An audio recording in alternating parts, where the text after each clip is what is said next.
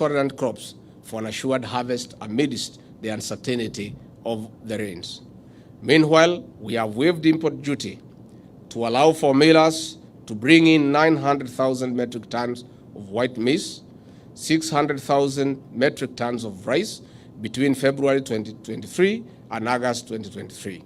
These stocks will plug in the deficit until the next harvest.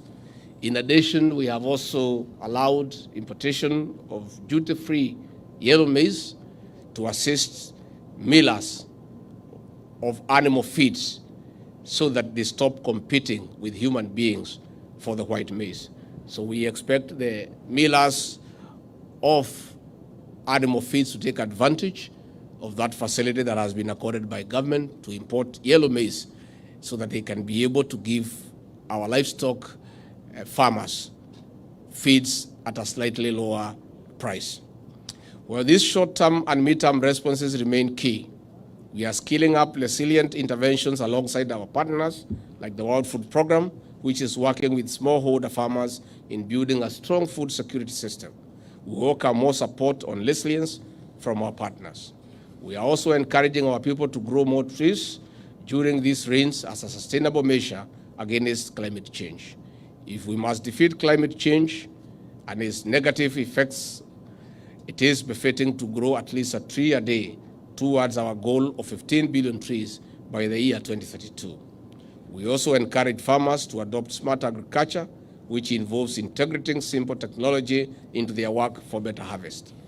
Ambassadors, distinguished guests, as I conclude, I wish to point out that the school meal program, which was initially supported by the World Food Program, continues to be beneficial since its handover in 2018. It is, however, facing challenges in reach.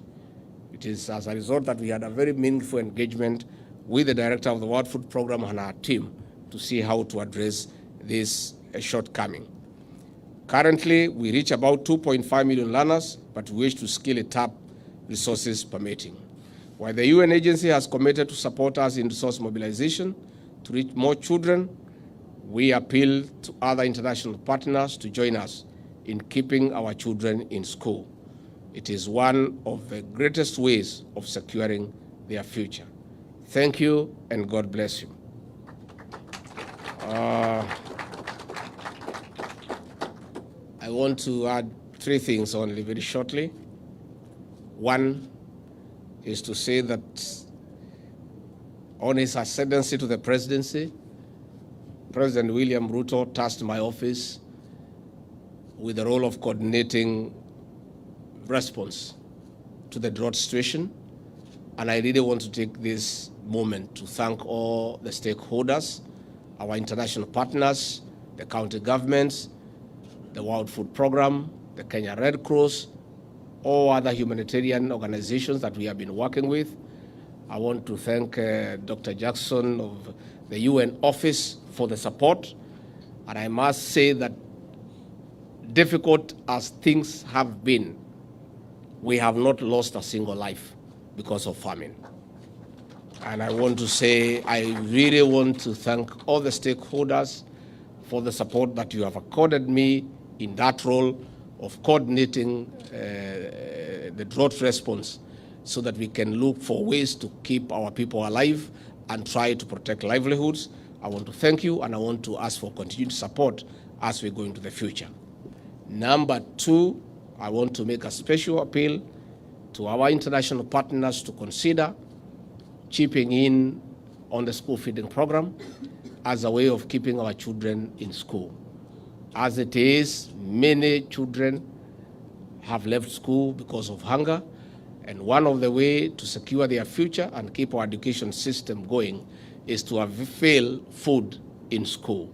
So that is a special appeal that I want to make to our partners to consider how they can help us in that particular aspect.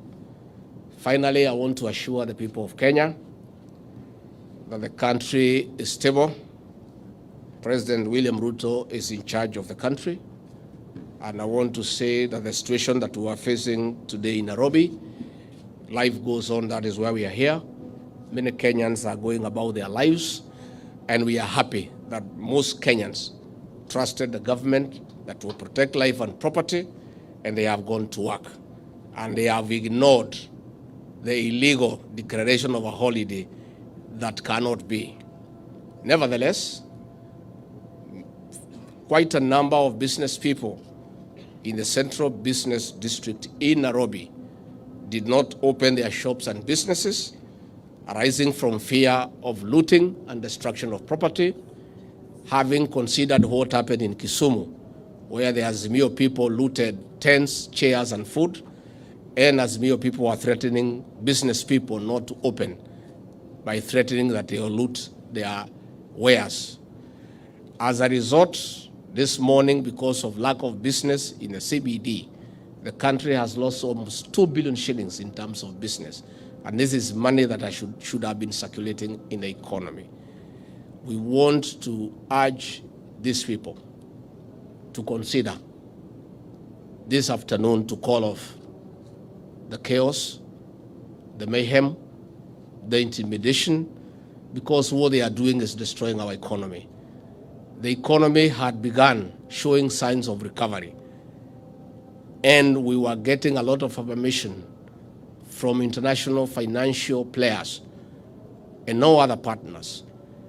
But the events that are being organized by the opposition is not good for business, it's not good for the economy, and we want to ask the organizers to consider this afternoon to call off the mayhem and the chaos so that those who did not open their businesses and shops can go back to work this afternoon.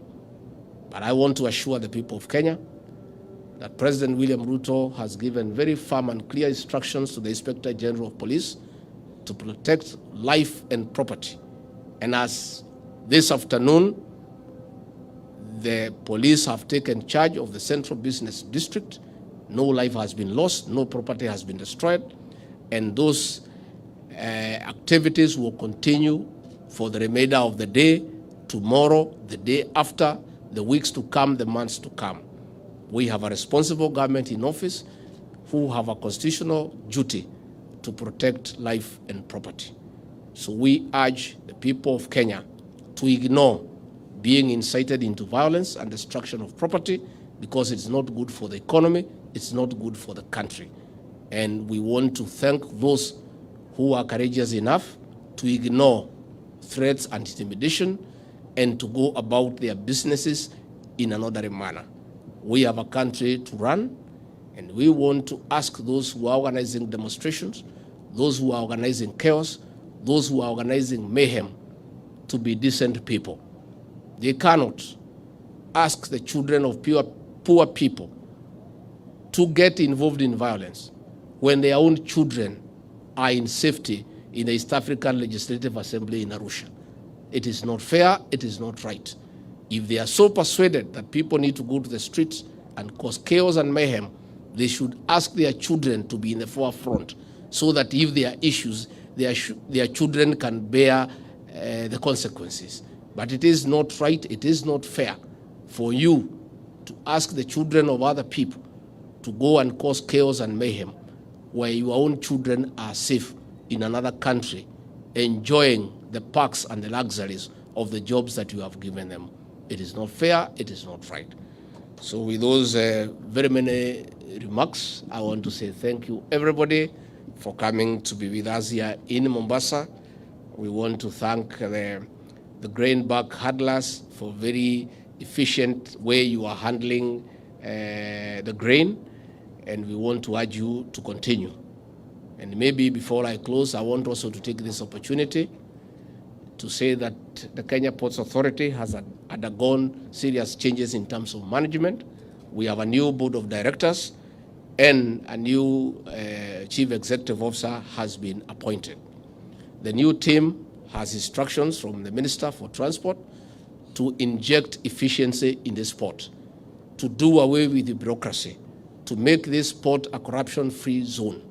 We want this port to be the destination of choice in Africa.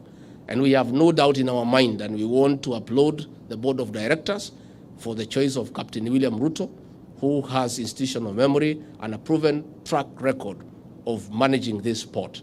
And the government is happy because the reaction we have gotten from the stakeholders, from the dock worker union, from the clearing and forwarding group, from the shipment agencies and everybody. The appointment of Captain Ruto has been taken very positively, and we believe that the new management will inject efficiency in this sport. And we want to tell the new managers of this sport to know that you are in competition with our neighbors. So you don't have a monopoly. The only way to stay in business is for you to be efficient and to have a seamless way of managing this sport in an efficient, less and less expensive, so that you can attract more business. So with those very remarks, I want to say thank you. May God bless you and bless you abundantly. Asanteni sana.